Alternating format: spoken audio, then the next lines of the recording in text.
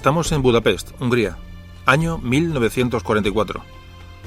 La guerra para Alemania está perdida, y ante la inminente llegada de los soviéticos por el este, Hitler decide tomar militarmente Hungría, país hasta entonces aliado, para preparar su defensa.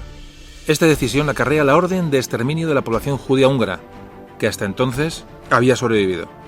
Ante esta terrible locura, un español, un zaragozano, funcionario de la Embajada Española en Budapest, pasará a la acción arriesgándolo todo para intentar salvar las vidas de aquellos infelices. Hoy hablaremos de Ángel Sanz Briz, el ángel de Budapest.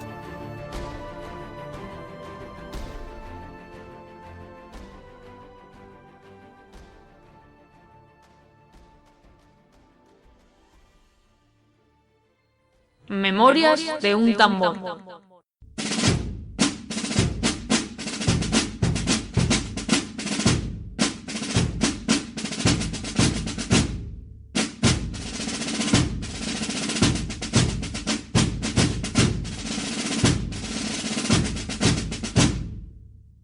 Hola amigos, ¿qué tal?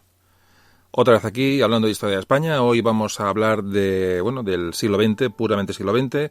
Nos vamos a ir al entorno de la Segunda Guerra Mundial y vamos a hablar de un tema relacionado con el Holocausto, con la persecución de los judíos y el exterminio judío en Europa que ocurrió, como decimos, a mitad del siglo XX. Bueno, como evidentemente hablamos de historia de España, vamos a orientar un poco este tema a cómo nos afecta a nosotros, qué ocurría en España entonces. Hablamos de tiempos de cuando acabó la Guerra Civil Española, concretamente en el año 1939. La política española estaba absolutamente orientada hacia Italia y Alemania. Evidentemente eran las dos potencias que habían contribuido a la victoria del general Franco en la Guerra Civil, con lo cual teníamos una dependencia y una unión de facto con ellos. En este mismo año, en el 39, Franco firmó un tratado de amistad con Alemania y se unió al famoso pacto Anticomintern. Este pacto arranca de la unión de Alemania e Italia, de ese eje que formaron Roma y Berlín en el año 36. Luego se va a unir Japón, el imperio japonés, el Japón imperial se une con la Alemania nazi en este pacto Anticomintern. Este pacto estaba fundamentado en una unión en contra de la Unión Soviética, del comunismo internacional. En el 37, año 1937, se incorpora Italia y, como decíamos antes, en el año 1939, se incorpora España. Los países fascistas de Europa y el Japón imperialista se van a unir contra el comunismo internacional, es decir, más concretamente contra la Unión Soviética. Aquí tenemos en liza las dos ideologías totalitarias que están consideradas como las dos grandes lacras del siglo XX. Estamos en mayo de 1939. El gobierno español decide retirarse oficialmente de la Sociedad de Naciones que tiene su sede en Ginebra. Este organismo internacional que se creó después de acabar la Primera Guerra Mundial, en el Tratado de Versalles, año 1919, se proponía de alguna manera reorganizar las relaciones internacionales una vez que terminó la Primera Guerra Mundial. Esta Sociedad de Naciones fue disuelta cuando acabó la Segunda Guerra Mundial y se creó la Organización de las Naciones Unidas, la ONU. Es decir, se puede considerar la Sociedad de Naciones, un antecedente de las Naciones Unidas. España abandona la Sociedad de Naciones en mayo de 1939. Esto no quiere decir que España fuera un aliado absoluto ni un satélite de las fuerzas del eje, tanto de Alemania, Italia o Japón, ya que la política que hizo Franco durante estos años fue una combinación de ideología, evidentemente, tiene una carga ideológica importante. Hay que pensar que aquí en España se luchó contra el comunismo, prácticamente tuvo un carácter de cruzada la guerra civil, pero sí había también un poco de pragmatismo en lo que realmente consideraba el gobierno español en aquel momento lo que más podía ser de interés para España. Es decir, había que jugar, como hemos hablado en otros episodios, en otros momentos de la historia, jugar un poco con la situación a favor del viento que más soplaba. Esta es la cuestión. Entonces, fijaos que, por ejemplo, pocos días antes del pacto con Alemania, se firmó un tratado de amistad con Portugal. Es decir, Portugal, tradicional aliado de Gran Bretaña. Es decir, se estaba jugando un poquito dando una de cal y una de arena. De hecho, inmediatamente cuando acabó la Guerra Civil Española, España lo que mostró mucho interés fue una unión o un acercamiento al régimen italiano, más que al alemán. Os podéis imaginar cómo estaba España tras la Guerra Civil. Un estado absolutamente calamitoso. Además, había contraído unas deudas de guerra, tanto con Italia como con Alemania, que eran una losa absoluta para la recuperación española, tras una contienda de 3 años. A Italia se le debían más de 7.000 millones de liras que Mussolini redujo a 5.000 millones con la intención de una serie de intercambios económicos en España, no intercambios, sino de facilitar la entrada de Italia, ¿no?, en el mercado español, tener cierta prioridad. Y tras unas durísimas negociaciones se estableció un calendario de pagos que, fijaos, se acabó de pagar en 1967. El tratado con Alemania, el tratado de amistad, evidentemente hubo una gran cesión de derechos a Alemania. Alemania tenía en España 17 compañías mineras, se dice pronto, que se fundaron aquí con capital alemán, después de las concesiones que tuvo que hacer Franco a Alemania. Y Alemania tenía la idea clarísima como de una España, donde iba a poder hacer prácticamente campar a sus anchas. De hecho, hay por ahí un informe que hablan en aquella época, un informe interno del gobierno español que hablaba, dice, los alemanes, textualmente decía, los alemanes consideran a España como una colonia suya. España intentó no hacer más tratos, comprometerse más con Alemania, y intentó bloquear las siguientes ofertas económicas, entre comillas, ofertas que hacía Alemania. España intentó alargar todo lo que pudo el pago de esta deuda. De hecho, cuando acaba la guerra, España la cancela unilateralmente, es decir, esta deuda se queda en agua de borrajas. Bueno, pues como decimos, estamos año 1939, Europa está al borde del conflicto que le va a llevar a la Segunda Guerra Mundial. España sale de una guerra civil absolutamente devastadora, y Franco, palabras suyas, dijo que la política exterior española en ese momento había que practicarla con una hábil prudencia. Es decir, vamos a repetir, momento complicado, muy complicado, como hemos hablado muchas veces en la historia de España, porque nos encontramos entre la espada y la pared.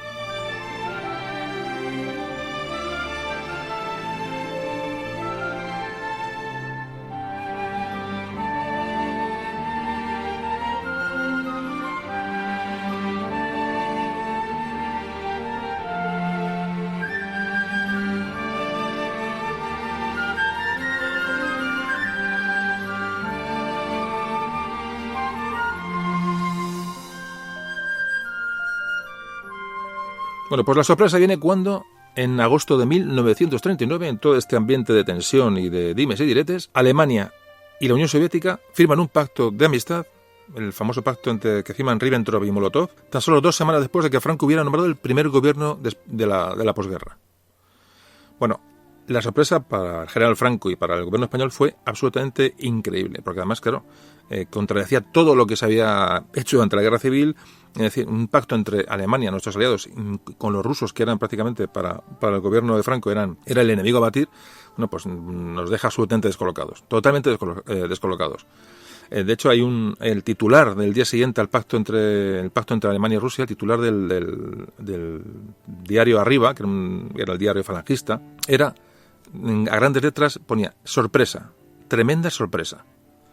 Ese es el titular con el que recibe, la prensa oficial del régimen, el pacto entre Alemania y Rusia. Realmente os podéis imaginar, ¿no? Bueno, pero el caso es que en esa situación compleja que está viviendo Europa, la que está abocada a la guerra estalla y España recibe la invasión, ya no solamente el pacto de amistad con Rusia, con la Unión Soviética, sino que recibe también con poco de sorpresa el ataque a Polonia. Porque que Polonia era un país también de un tinte muy parecido a España, es decir, era un estado también autoritario, católico, con muchas cosas en común con el régimen de Franco, y aquí se recibe muy mal. Es decir, se une el pacto ruso-alemán o soviético-alemán con el ataque a Polonia. De hecho, Franco se ofreció a Mussolini para hacer de mediador, a ver si había una posibilidad de evitar la guerra, porque veía que España puede verse arrastrada a un conflicto bélico a nivel mundial después de salir de la guerra civil, pues aquello puede ser espantoso, y la verdad que intentó, se ofreció a Mussolini para hacer de mediador.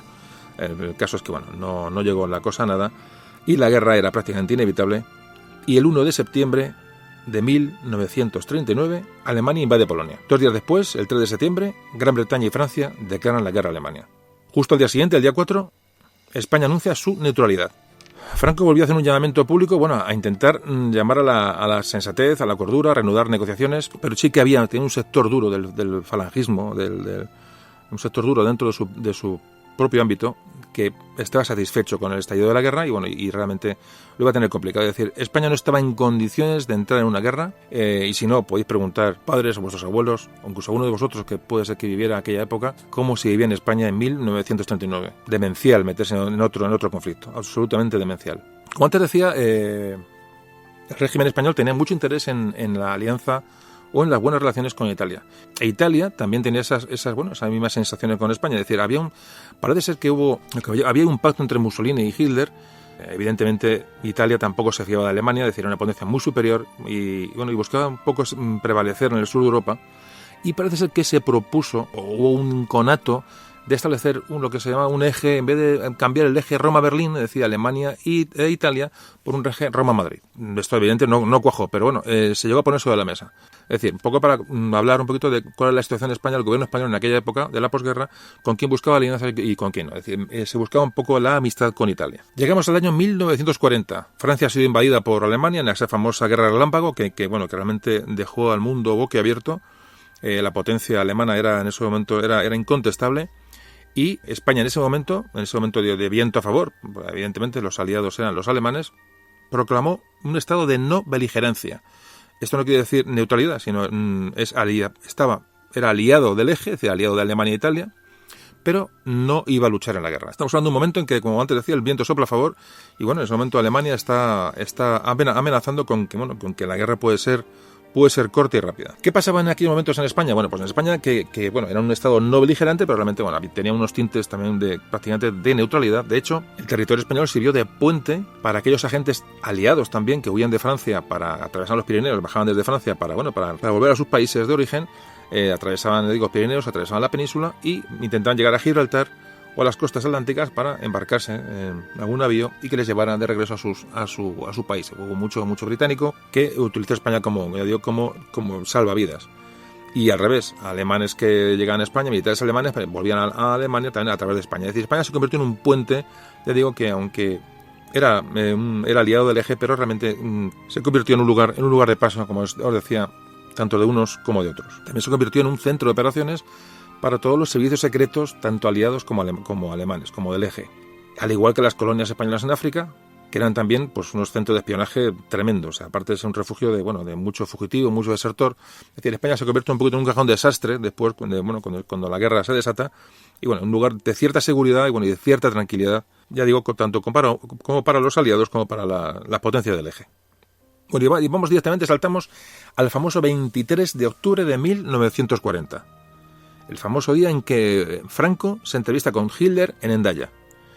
Muchos ha escrito sobre esta entrevista. Luego aquí no vamos a entrar porque da para otro podcast, da para una temporada de podcast todo lo que se ha escrito sobre esta famosa entrevista y sobre las condiciones en las que se produjo. Hay dos cosas importantes. Una, el mito que Franco demoró la llegada a Hendaya a propósito para poner nervioso a Hitler. Parece que eso está absolutamente fuera de lugar, es decir, eso no fue así, fue un retraso absolutamente circunstancial. Y la segunda opción es que realmente sí que Hitler venía a España para intentar que España entrara en guerra. Parece ser que Franco, de las contraprestaciones que le pide Franco a Hitler son contraprestaciones económicas, de ayuda económica, ayuda militar. También le propuso la recuperación de Gibraltar como algo no negociable, es decir, que haría recuperar Gibraltar, más algunas posesiones en el norte de África que en este momento pertenecen a Francia. Bueno, evidentemente parece que Hitler no acepta estas condiciones y se para el golpe, y realmente se para el golpe. Hay muchos misterios sobre esta cumbre, muchos misterios y muchos mitos, pero sí parece ser que Franco logró demorar por aquella reunión una entrada directa en la guerra.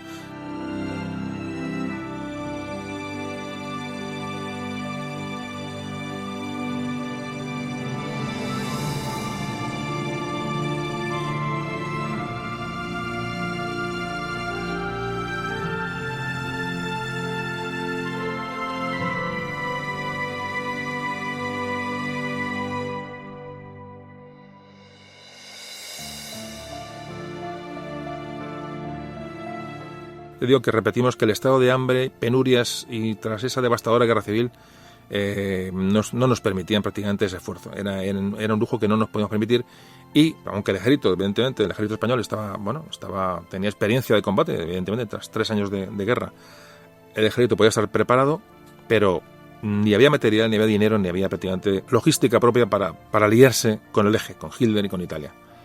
Bueno, pues esta es un poco ya digo que esto daría para mucho más, pero lo dejamos aquí un poquito la reunión en Hendaya, en el famoso vagón, y pasamos a 1941. Estamos dando una pasada muy rápida a las relaciones internacionales de España durante la Guerra Mundial, ¿vale? O sea, es decir, no sucedieron muchas más cosas, evidentemente, pero como vamos a llegar al tema del exterminio de los judíos, bueno, pues simplemente va a servir un poquito para ubicarnos en qué pasó en aquella época en España con relación a la Guerra Mundial, que es un tema muy concreto. Estamos en el año 1941, en el momento en que Alemania invade la Unión Soviética. En este momento rompen ese pacto que habían hecho en el 39 y Hitler se prepara para invadir la Unión Soviética. ¿Qué hace en este momento el gobierno español? Franco envía, se recluta, es la famosa División Azul, una división de voluntarios. 50.000 voluntarios estuvieron una vez involucrados en el frente ruso. Y esa es la ayuda que envía España en apoyo en apoyo del eje, que como veis no es una fuerza en apoyo del eje en sí, sino una fuerza para combatir a los rusos, combatir al comunismo, que era un poco el santo y seña del gobierno nacional en aquel momento, el gobierno español. Llegamos a 1942. Hay un cambio importante. Se sustituye a Serrano Suñer en el Ministerio de Asuntos Exteriores por Gómez Jordana. Era una persona menos favorable al eje, una persona más centrada. Es decir, aquí ya empieza a haber síntomas de un pequeño distanciamiento del régimen español con las fuerzas alemanas, con la fuerza del eje. Hasta que llegamos a 1943, donde ya la derrota alemana era prácticamente muy previsible. En este momento se retira la División Azul de Rusia y empieza a haber un acercamiento del régimen español a los países aliados. Como veis, es un proceso del blanco al negro o del negro al blanco, en el cual el régimen de Franco pues empieza a tomar rumbos diferentes en función de cómo está la situación en el exterior. Una situación que, como digo, no nos pilla de nuevas porque en otros programas hemos visto cosas muy parecidas. En una situación de debilidad tenemos pues que jugar un poco nuestras cartas. Pues esta es a grandes rasgos la situación del momento. Ya digo, muy resumida para ver cómo estaba España en relación con Europa en aquel momento. Bien, hasta aquí llega la introducción y ahora enseguida vamos a hablar del problema que nos ocupa. Vamos a hablar de cómo se llegó a esta auténtica locura, esta catástrofe, ¿no?, que asoló Europa durante la mitad del siglo XX. Enseguida lo vemos. Pues vamos a hablar de la comunidad judía, de los judíos.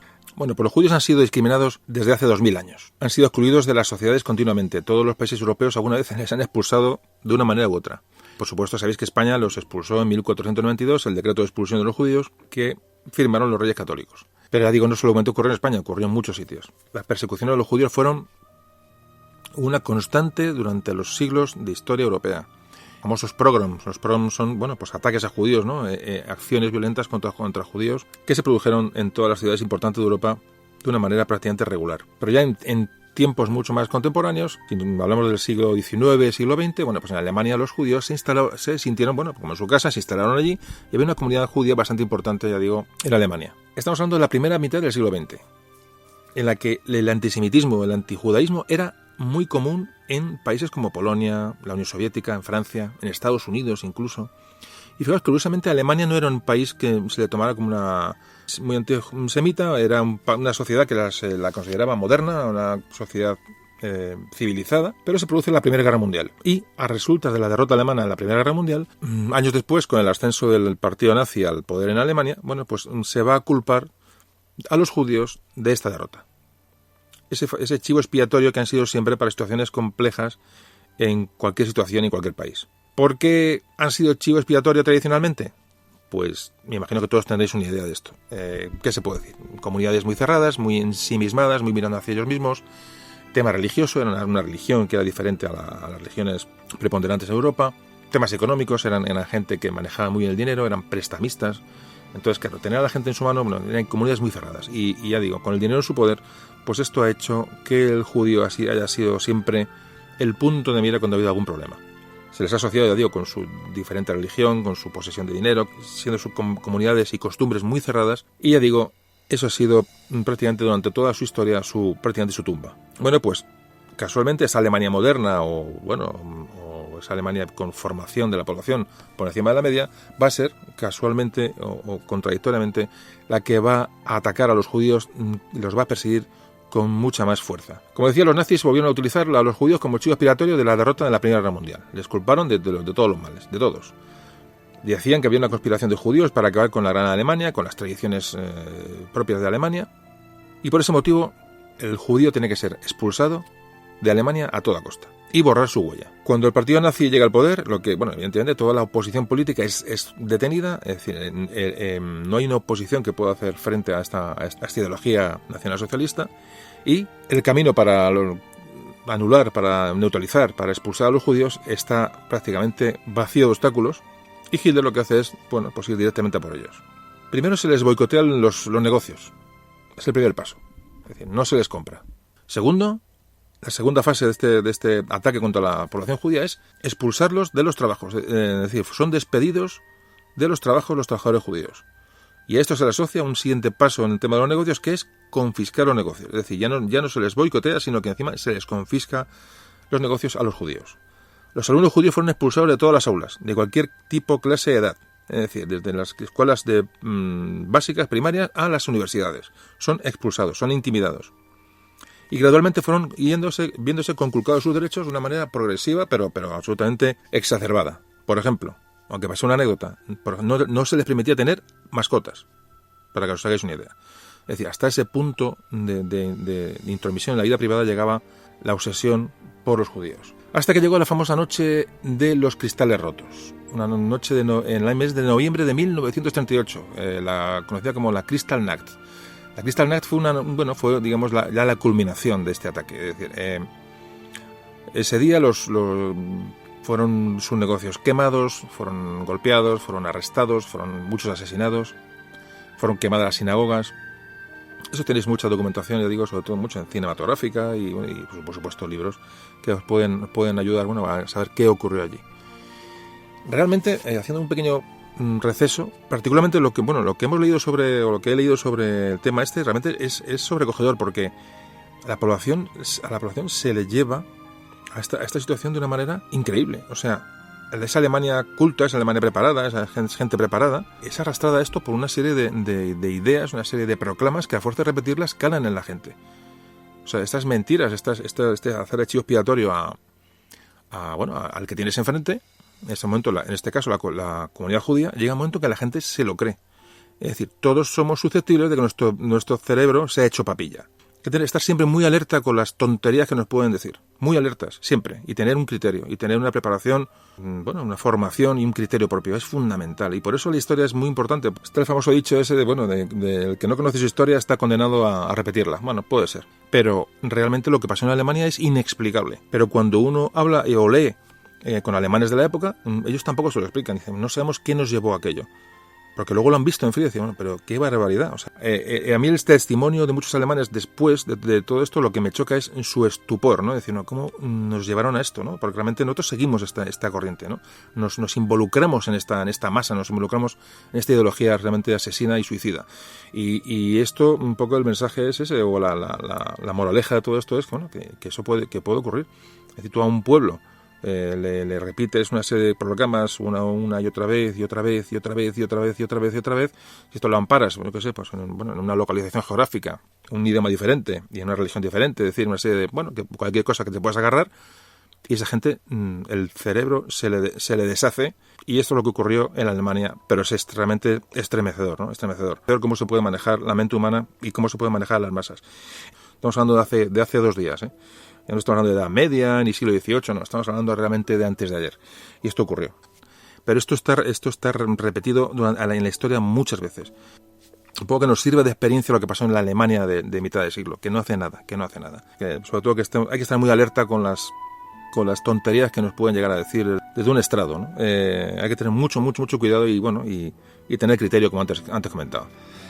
Bueno, pues ¿cómo será esta idea del holocausto, que es tan real lo que estamos ahí mismo comentando, que la Unión Europea hace unos años creó una ley en la cual se cataloga como delito y está penado negar el holocausto?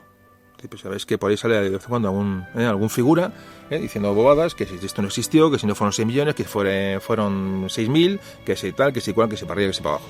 Todo tipo de historias. Entonces esto, fijaos si se ha tomado en serio la Unión Europea, cómo está Europa en sí, realmente es consciente de aquella tragedia que ha penado, es decir, es un delito negar que aquello ocurrió. Bueno, pues con esto más o menos cerramos un poquito el asunto de la introducción. Ya digo, hemos hablado un poquito de la situación en Europa, sobre todo relacionada con los judíos, ya digo, muy por encima, porque no podemos extendernos más, pero creo que es importante tener estas nociones para afrontar ahora mismo el tema. Y ahora vamos a hablar de, qué pasó en España con los judíos, porque hemos salido mucho en Europa, los nazis, los campos de concentración, etcétera, etcétera, etcétera, pero ¿cuál era la situación en España de los judíos y qué hizo el régimen de Franco con respecto a esta situación? Que ya digo que es lo que vamos a ver en nada. En un minuto estamos hablando de esto.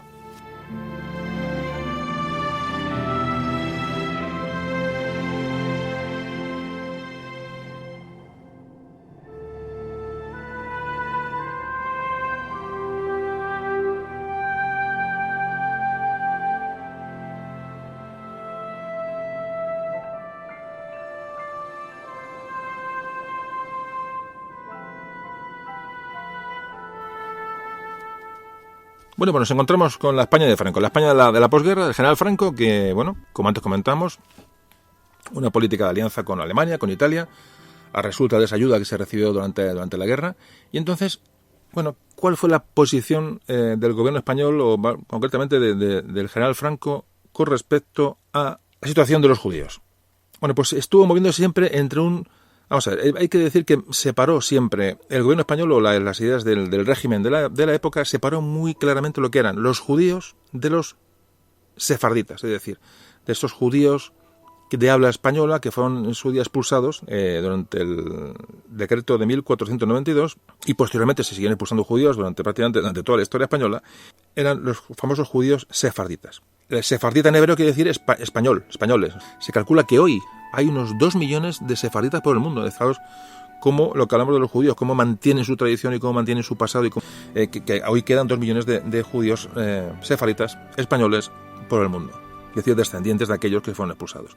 Bueno, pues el régimen franquista lo que hace es diferenciar claramente entre el semita, entre el judío de europeo normal, del sefardita, es decir, el judío con origen español.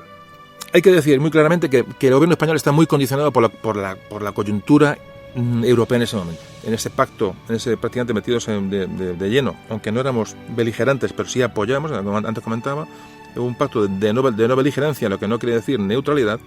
Hay que decir que durante los primeros años de la guerra, con el avance alemán implacable, hubo un antisemitismo relativamente fuerte en España, que se fue aplacando, se fue diluyendo según Alemania iba perdiendo fuerza durante la guerra. Es decir, como antes decíamos, era una adaptación de nuestra política exterior al curso de los acontecimientos. Ese es un poquito el resumen.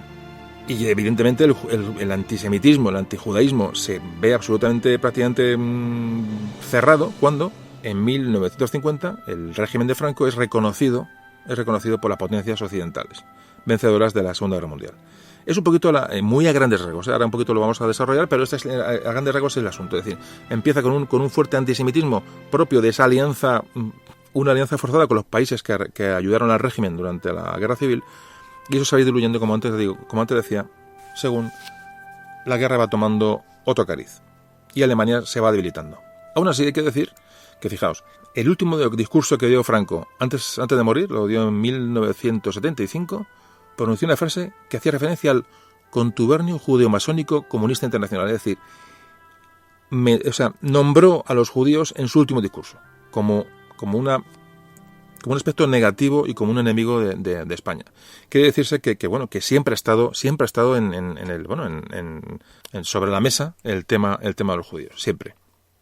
Hay que decir que no se le recuerda a General Franco ninguna expresión antisemita durante la Guerra Civil. Es una cosa que hay historiadores que se han dedicado a mirar discursos, y parece ser que no hubo un antisemitismo en la Guerra Civil. Quiere decir que es una cosa que empezó a elevarse posteriormente cuando Alemania nos forzó a esa alianza, como digo, obligada. Sí que había proclamas contra el comunismo, contra la masonería, etcétera, etcétera, etcétera, pero no se nombró a los judíos en estos enemigos del régimen.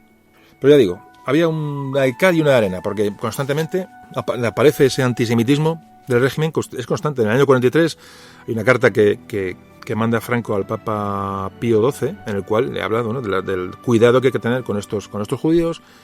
Parece que Franco escribió artículos, escribía con un seudónimo, me imagino que todos lo sabéis, Joachim Bohr. Joachim Bohr era el seudónimo con el que escribía Francisco Franco, y en estos artículos, en los cuales utilizaba por la prensa del momento, sobre todo el diario Arriba, que era un diario franquista. Bueno, pues ya escribe para este diario con ese seudónimo, Joachim Bohr, y ahí habla y escribe artículos antisemitas. El tema judío sigue estando siempre latente, y estuvo latente durante todas las etapas del régimen de Franco. Hay un historiador que achaca estos artículos que escribía Franco, este repunte antisemita, un historiador se llama Álvarez Chillida, y este historiador dice que estos artículos que escribió Franco bajo seudónimo respondieron, además, muy justamente a un momento en que el Estado de Israel negó mantener relaciones diplomáticas con el régimen de Franco y votó en contra en la ONU ante la propuesta de levantamiento de las sanciones que tuvo España en el año 46. Es decir, este historiador achaca esta subida de tono antisemita a esa negativa de Israel al levantamiento de sanciones que tenía España en ese momento como un país bajo una dictadura. Pero realmente, ¿cuál es el aspecto clave de los judíos en España? Pues una cosa que está clara, y es que había muy pocos. Había unos pocos miles en el protectorado de Marruecos, y había unos cientos de familias en Madrid y en Barcelona, que eran un poco los núcleos donde había más judíos localizados, pero hablamos prácticamente de unos pocos miles en toda España. Bueno, puede ser muy antisemita, pero si no los tienes a tiro, eso no deja de ser proclamas ideológicas, ¿no? Más que pasar a la acción, ¿no? Entonces, nunca sabemos qué habría pasado si en España hubiera habido 1 millón de judíos, no lo sabemos. Entonces, como es cuestión es entrar en hipótesis, lo vamos a dejar, pero realmente en España no había judíos, con lo cual no podemos saber realmente cuál hubiera sido el comportamiento del régimen con respecto a esta gente. Lo que sí que es cierto es que judíos como los sefarditas, que realmente no dejan de ser judíos, fueron protegidos. Es decir, fijaos que en el año 41 se crea la Escuela de Estudios Hebraicos, que se adscribe al Centro Superior de Investigaciones Científicas. Y esta escuela va a editar la famosa revista Sefarad. Es decir, si eres antijudío, por muy español que seas judío, serás también antijudío español. Entonces hay una contradicción grande que es muy achacable a las presiones del entorno europeo en aquel momento, las alianzas con Alemania, con Italia, etcétera. Entonces, era una cosa es lo que se decía y otra cosa es lo que se pensaba, o lo que se sentía. Es un poco lo que se puede traducir de todas estas cosas que estamos ahí mismo contando. Hay un historiador, un hispanista, Joseph Pérez, francés, punto de vista relativamente, con distancia, y dice que Franco, el régimen de Franco, ni durante la guerra civil ni después persiguió sistemáticamente nunca a los judíos. Primero porque no había, pero realmente a los pocos que había tampoco se les persiguió. Hubo judíos ejecutados en Ceuta, Melilla y en Marruecos, pero no fueron ejecutados por judíos, sino porque eran izquierdistas, eran masones, pero nunca por judíos. Es decir, nunca se mencionó a los judíos como un grupo a eliminar, nunca. Parece ser que en Ceuta sí se les cerró la sinagoga, sufrieron algún tipo de vejación los judíos de Ceuta, también pasó algo parecido en Melilla. Sí, hubo, parece que en Sevilla, Queipo de Llano, el general Queipo de Llano sí que cerró la sinagoga de Sevilla y parece que obligó a la comunidad judía a pagar una suma elevadísima para la poca gente que eran. Y parece que tuvieron cierta presión en Sevilla. En Barcelona la sinagoga fue saqueada y cerrada, lo mismo que las de Madrid y Sevilla. Y hablamos de cuando acabó la guerra civil, pues las comunidades judías fueron disueltas y los ritos religiosos judíos quedaron prohibidos. Es decir, de alguna manera se volvió al decreto de expulsión de 1492. Es decir, realmente el régimen de Franco se agarró al decreto de expulsión de los reyes católicos.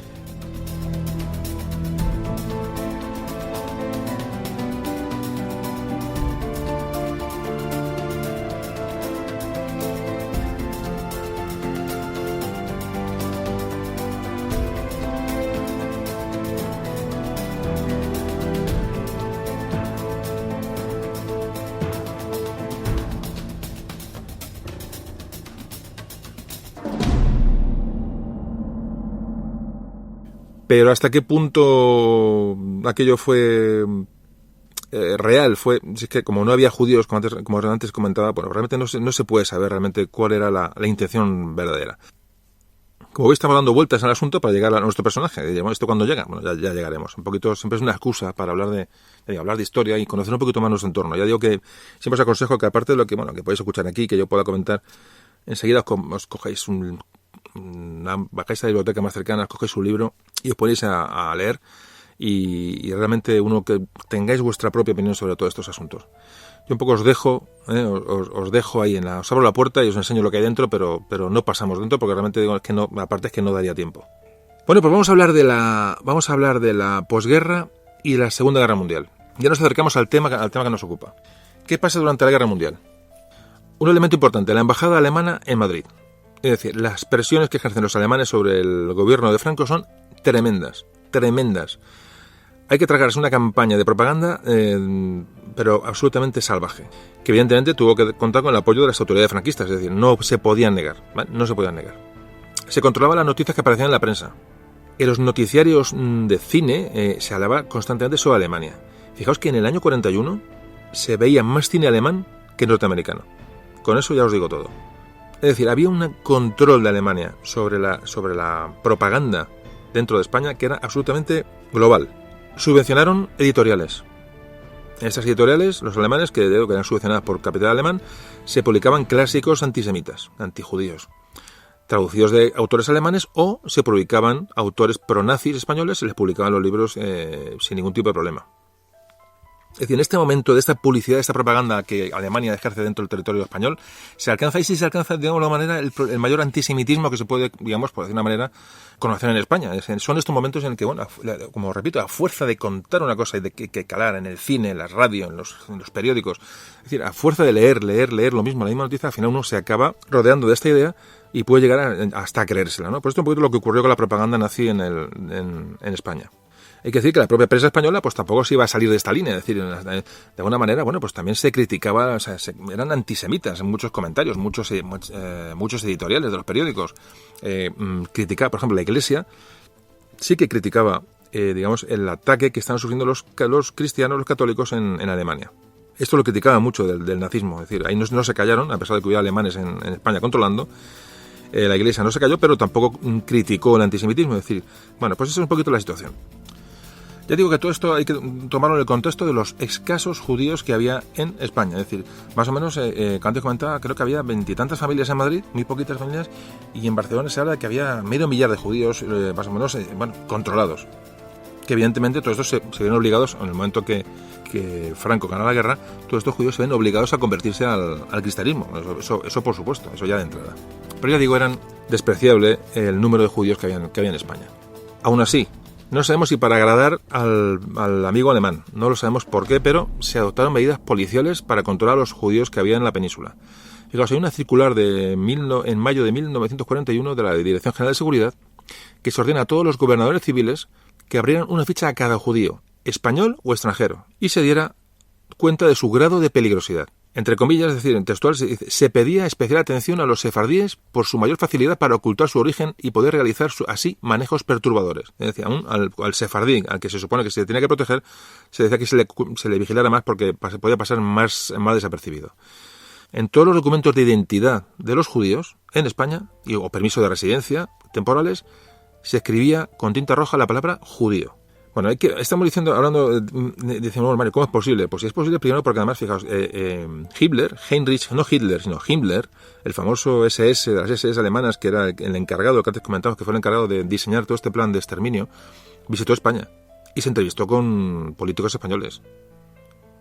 Entonces, los servicios de seguridad que tiene el Tercer Reich, los espías, todos los servicios de inteligencia que estaban en España, digamos que están obligando a España. Recordemos que tenemos una deuda pendiente de pago por ayuda de la guerra, es decir, la situación era compleja, tenemos una gran deuda que luego no se pagó, pero había que negociar con ellos.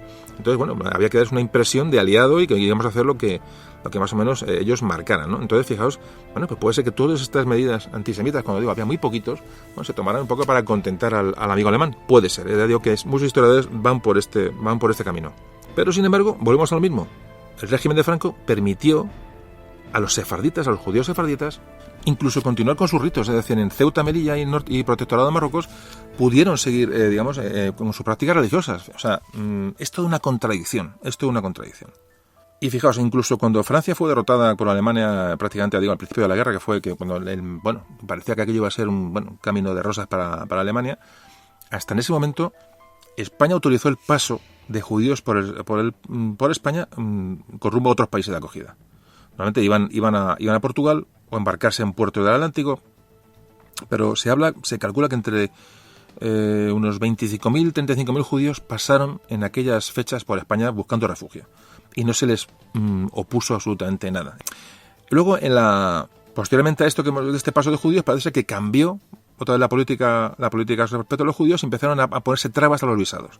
Sobre todo de grandes grupos, estas grandes masas de judíos que ya atravesaron España en un momento determinado. Parece ser que alguien daría un toque, me imagino, o alguien cambiaría de opinión, o alguien dijo, no le gustaría esto, y entonces empezaron a ponerse pegas, sobre todo a los pasos masivos de judíos por la península. De hecho, en el año 40 se denegó, a finales del 40, estamos hablando ya cuando cambia un poco la política, se denegó el permiso a 3.000 judioconversos que iban a ser admitidos en Brasil y que iban, digamos, enviados por el Vaticano. 3.000 judíos que huían de Europa, pues imaginaos cómo, Me parece que se les negó el visado para pasar por España. Los que atravesaban por los Pirineos, cazados prácticamente en la frontera con Francia, eran devueltos a Francia, donde automáticamente pasaban a un campo de concentración. Los que lograban pasar los Pirineos a una distancia más lejana, es decir, ya entraban en la península, bueno, pues cuando eran detectados, se les dirigía a un campo de concentración que había en Miranda de Ebro. Pero no un campo de concentración como hablamos tipo alemán, sino un campo de concentración, digamos, de reunión para ser evacuados a otros países. Estos que, ya digo, que estaban en Miranda de Ebro, este campo que hubo en Miranda de Ebro, servía un poco de paso previo para que organizaciones, por ejemplo, fijaos, hubo una organización judía norteamericana que el gobierno español, el gobierno de Franco, dejó bajo cuerda que se instalara en Barcelona bajo una tapadera diciendo que era una sucursal de la Cruz Roja portuguesa. Imaginaos, pero realmente el gobierno sabía que era una institución judía norteamericana que estaba trabajando para evacuar judíos a fuera de Europa. Toda una contradicción. Te descoloca, ¿no? Te descoloca porque no ves una política realmente fija. Pero sí es cierto que muchos, fijaos el caso tremendo que voy a contar ahora, es cuando antes comentaba que en la frontera de los Pirineos, cuando se detectaban judíos, que había cruzado los Pirineos, sobre todo si estaba muy cerca de la frontera, se le devolvía a Francia. Y devolver a Francia era pasar a un campo de exterminio. Ahora estamos hablando de la Francia de Vichy, la Francia ocupada por Alemania, eran automáticamente deportados a un campo de exterminio. Digamos, hubo un filósofo judío, o alemán, que pasó los Pirineos. Se llamaba Walter Benjamin. Bueno, pues este Walter Benjamin fue detectado al cruzar la frontera española se le apresó y se preparó su paso a Francia para ser deportado hacia allí. Y esta persona se suicidó en Portbou ante la opción de volver a Francia, y sabía lo que le iba a pasar, ya sabían lo que se estaba cociendo en Europa, se suicidó. Es trágico, es desesperante. Y como digo, son temas para reflexionar. Bueno, es un tema complicado y, como digo, creo que hay unas grandes contradicciones entre la ideología del régimen, una ideología antijudía, digamos, de gabinete, y los sentimientos realmente que había ante la persecución de estas gentes que se sabía que eran inocentes. Creo que ahí hay una contradicción enorme. Por lo que estoy un poquito sacando en conclusión después de ver el tema durante tiempo, es un poquito una conclusión, pero ya digo, que haya cada uno que saque la suya. Podéis leer muchas cosas y que cada uno, pues respecto a los autores que lea, historiadores que lea, pues puede sacar conclusiones diferentes. Yo en principio es en la que estoy llegando después de ver muchos datos y contrastar asuntos. Bueno, el caso es que, ¿qué pasó con los... Bueno, estamos hablando de España, pero nos vamos a meter con los judíos en Europa y nos acercamos ya al tema que nos ocupa, como siempre digo, vamos poquito a poco arrimándonos al tema del Ángel de Budapest. Pero antes, hemos hablado de los judíos en España, la situación en los judíos en España, cómo actuó el régimen de Franco respecto a ellos. Vale, bien. Pero ahora vamos a ver cómo actuó España con respecto a los judíos que estaban en Europa, es decir, los judíos que estaban en peligro, realmente en peligro. Es decir, sobre todo los judíos, los sefarditas, los sefardíes, estos judíos de origen español, que estaban en Europa, que eran muchos miles. Bueno, ¿qué opción o qué hizo el régimen de Franco para salvar a esta gente? ¿Lo repatrió, no lo repatrió? ¿Y qué hizo? Bueno, pues esto lo vamos a ver en un momentito.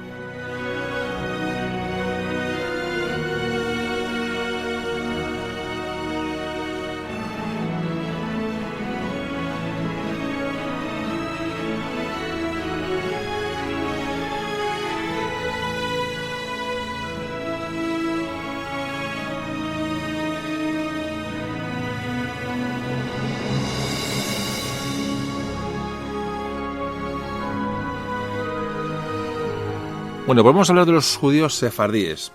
Estos judíos de origen español. Estos judíos que, como antes decía, hoy se calcula que habrá por todo el mundo unos 2 millones. Las primeras medidas que se toman con estas gentes, el Ministerio de Asuntos Exteriores español comunica a los cónsules. Les dicen que no hagan nada. ¿Pero qué pasó? Que los cónsules sí que intervinieron. Cuando los judíos con pasaporte español eran detenidos, los cónsules se presentaban para sacarlos de las prisiones o de los centros de retención, cuando realmente desde el gobierno español no se ha dado ninguna instrucción al respecto, es decir, se está mirando para otro lado. ¿Qué ocurre? Que estos judíos siguieron viviendo bajo la atenta mirada de la policía alemana, porque eran españoles, tenían digamos, pasaporte español, judíos, digamos, de origen español. España le dio muchos ultimátum para que los repatriara, es decir, que vamos, llévatelos de aquí porque me los voy a llevar yo. Es decir, esa era la cuestión.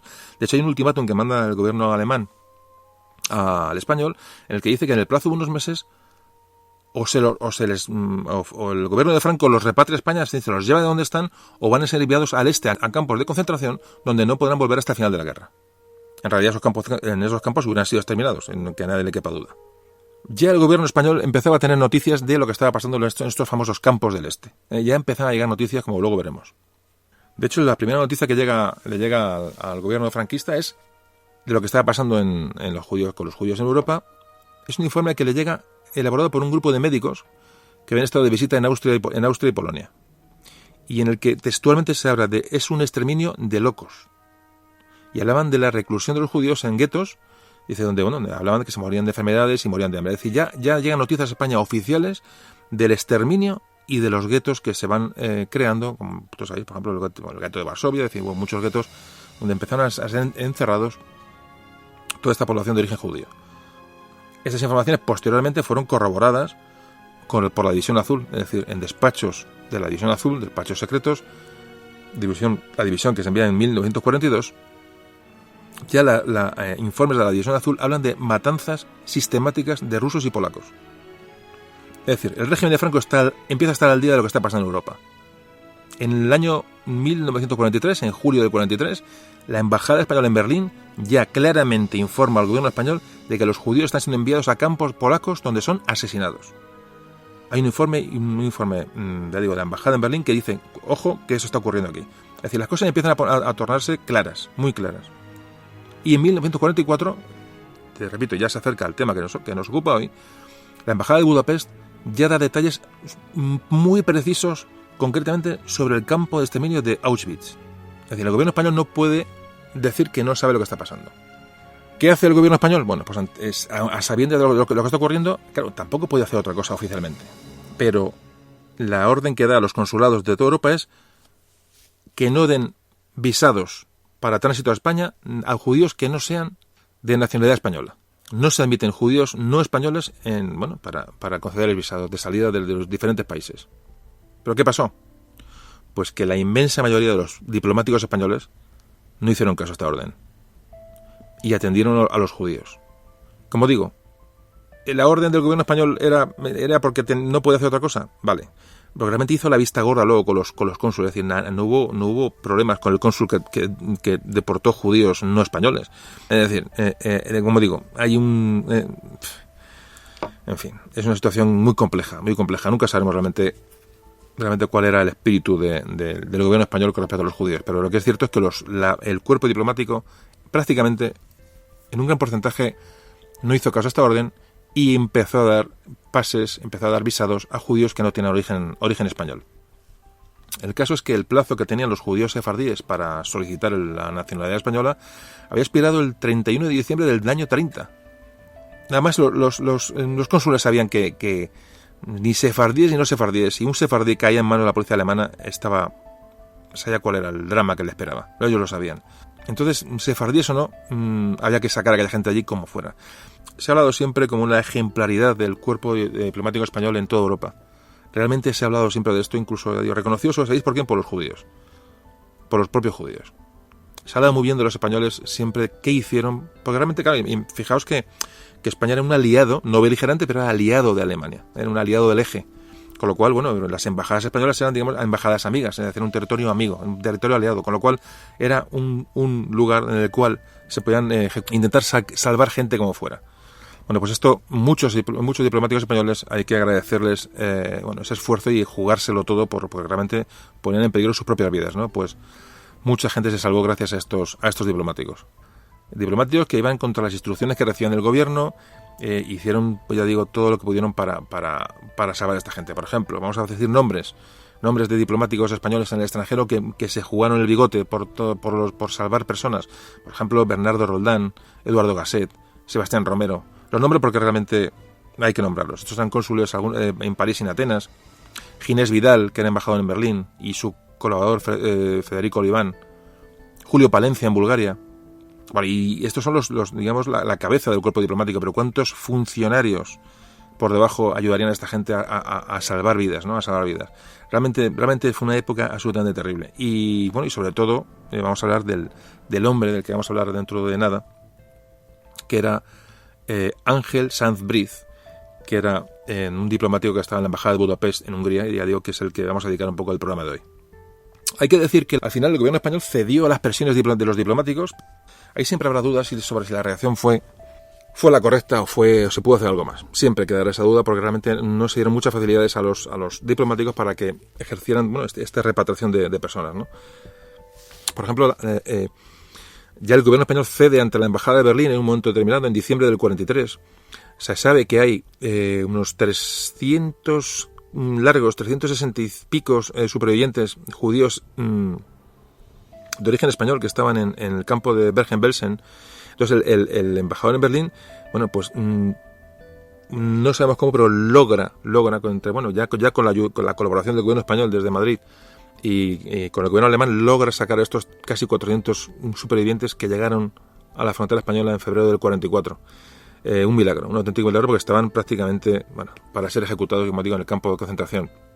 Entonces, bueno, pues aquí nos encontramos, antes de ya hablar, ya nos metemos con nuestro personaje y cerramos el asunto de la actitud del gobierno de Franco con respecto a los judíos. Es un tema que sigue abierto. No está, ya digo, no está nada claro. Hay este hispanista que antes comentábamos, Josep Pérez, en uno de sus libros él se formula una pregunta. Y él dice, ¿se habrían podido salvar más judíos si el gobierno español se hubiera mostrado más generoso? Admitiendo todas las sugerencias que los cónsules le mandaban desde Europa, en la Europa ocupada por Alemania, por los nazis. Y él dice que sí, que desde luego, que se podía haber hecho algo más. Habla que hasta el año 43, por desconocimiento de lo que estaba pasando, por presiones, por lo que fuera, Madrid no quiso mirar a este problema. Es decir, el gobierno de Franco no miró a este tema, a pesar de que tenía conocimiento de lo que estaba pasando, un conocimiento difuso, porque llegaban noticias con cuentagotas, pero sabían lo que estaba pasando. Y se le tacha de que no hizo lo que fue, digamos, tibio con respecto al problema. Porque Josep Pérez concluye, después de esta reflexión, dice que a pesar de todo, el balance global es más bien favorable al régimen. Dice, no salvó a todos los judíos que pedían ayuda, pero sí salvó a muchos. Bueno, como digo, contradictorio. Es un tema gris, muy gris. Hay otro historiador, Álvarez Chillida, que antes también hablábamos de él, que dice que el régimen de Franco, el trato que dio el régimen de Franco a los judíos, no fue bueno. Pudo hacer mucho más. Dice que Franco no era para nada antisemita, pero miró para otro lado. Realmente la protección no vino del régimen de Franco propiamente, sino vino de los diplomáticos. Diplomáticos y las presiones de muchas organizaciones judías internacionales. Y otra parte que ayudó a que esto no fuera un desastre absoluto en cuanto a los judíos españoles, o de origen español, o que estaban controlados por los consulados españoles, es que el Ministerio de Exteriores alemán, el ministro de Exteriores alemán de turno, se empeñó en repatriarlos. Es decir, llamaba al gobierno español, oye, ven y llévatelos que me los voy a ejecutar, es decir, me los voy a llevar al este. Pero aunque España fue absolutamente pasiva, es decir, no repatrió judíos, realmente no, esa es una cosa que se puede achacar negativa al régimen de entonces. La suerte es que Alemania los respetó, no los ejecutó. Esperó hasta el último momento a que España, como aliada, se los llevara. Y más o menos se le respetó la vida en muchos casos. Un auténtico milagro. Bueno, pues esta es la cuestión. Con esto acabamos un poco la situación de los judíos en España, la situación del régimen de Franco, la situación con respecto a Alemania, con respecto a los consulados, la de los diplomáticos. Este es el entorno en el que vamos a hablar de la historia de Ángel Sanz Briz, que se le conoció como el Ángel de Budapest.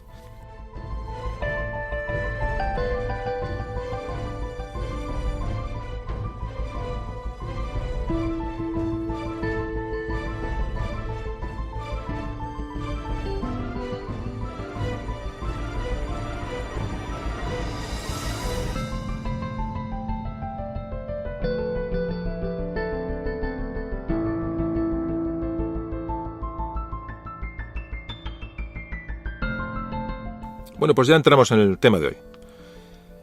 Una introducción larga, pero creo que era precisa para saber, con qué nos encontramos y como siempre hacemos en estos programas, saber realmente el entorno, que es básico para saber, para comprender la historia y comprender los acontecimientos.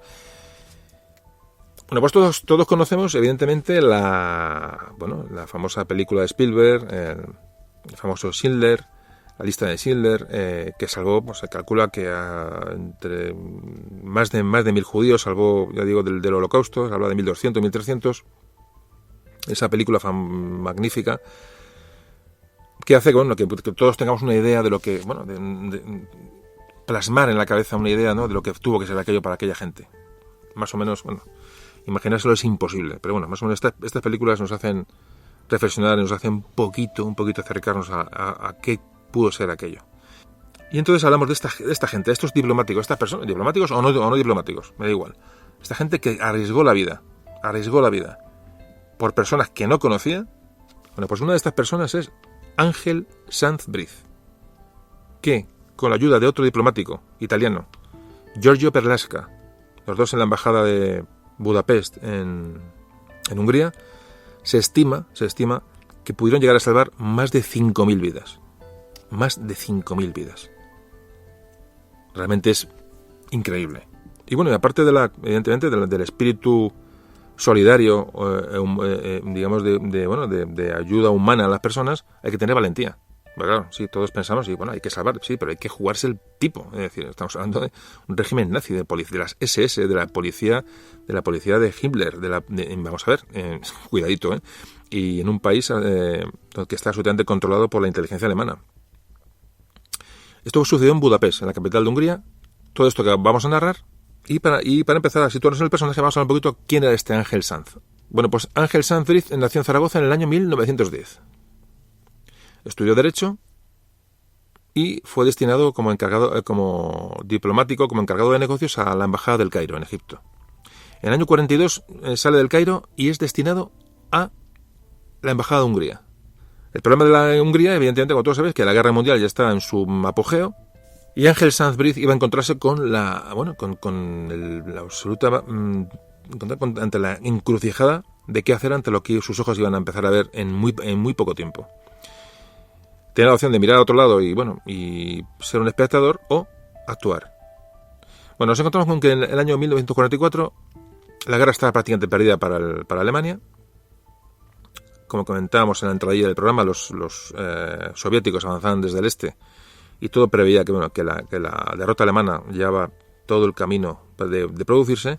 Lo que ocurre es que Hitler teme que esta zona de Hungría, como no la tiene controlada militarmente, Hungría son aliados, pero no están bajo control militar alemán, lo que hace es tomar el control absoluto del país, es decir, lo invade militarmente para defenderse del avance soviético que viene desde el este. En este momento, cuando llega la policía alemana real y la invasión se produce y el control militar se produce, se encuentran con que en Hungría hay una población grande de judíos que sigue allí. Y entonces automáticamente se activa ese plan de exterminio de la comunidad judía en Hungría. Es aterrador. No se les coge y dice, venga, pues poneros a hacer trincheras, o en las fábricas de aviones, o en las fábricas de munición. No. Se les extermina. Es decir, es todo tan irracional, porque en un momento en que Alemania la guerra se decanta contra ellos, utiliza la población para trabajar, utilízala para, la mano de obra. Pues no, está la obsesión que se decreta su exterminio. Directamente. En ese momento que empiezan a producirse bombardeos en Hungría, es decir, el frente se acerca a Hungría, muchos diplomáticos abandonan Budapest, pero Sanz Briz se queda allí. Hay que decir que España era un país neutral, pero con afinidad a Alemania, es decir, un país no beligerante, como antes hemos intentado explicar, y allí había intereses de ciudadanos españoles que estaban en un territorio, digamos, de una manera aliado o amigo, es decir, no podía abandonar la embajada en Budapest. Pues efectivamente, este plan de exterminio empiezan a haber ya detenciones y traslados de judíos húngaros en masa a los campos de concentración, concretamente a los de Auschwitz y Birkenau.